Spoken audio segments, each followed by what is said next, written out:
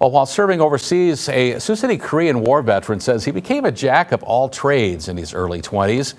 And while at war, he received a souvenir that only a handful of veterans that he knows of ever obtain. KCAU-9 reporter Tyler Euchner shares the story of Frank Curry in this week's edition of Veterans Voices.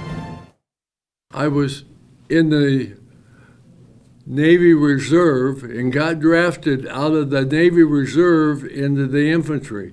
And I went into the Army. In August of 1951, Frank Curry was sent overseas to Korea, spending 8 months in the Kumwa Valley and another 3 months stationed at the Heartbreak Ridge. I was a little bit of everything. I run the radios, I run the switchboard.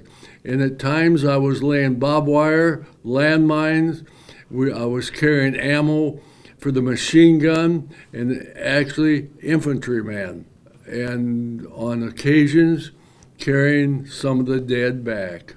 And that's what really hurt. While at war, Curry and his fellow soldiers tried their best to have some fun despite their circumstances.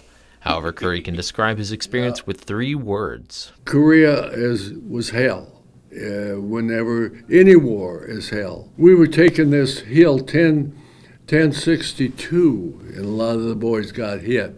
And I had to carry some of them back. Sometimes we was out so far from our main line and help and medication that they were going to die before they got help. We were so far out that that's another thing that we wasn't really planned for. During his time in Korea, Curry received a souvenir, which he says he's met only a handful of veterans that have them as well. The Chinese, at Christmas time in 1951, they come in and hung stockings on our barbed wire. And in there's this hanky that I have from the Chinese Republican Army, and there's a little pin on there that says Dove, Peace, and a Christmas card. According to the Imperial War Museum, the propaganda handkerchief was written and delivered by the Chinese People's Volunteers and was one of many attempts to use psychological warfare on South Korean soldiers and especially their allies.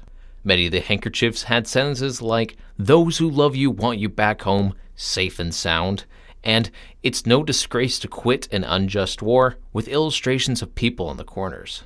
Near the end of Curry's tour, he was stationed in Japan to practice amphibious landings, which is an operation used to get troops to shore. After his service was up at the age of 22, Curry worked at a hardware store before joining the Sioux City Police, where he'd served the community until his retirement in 1985.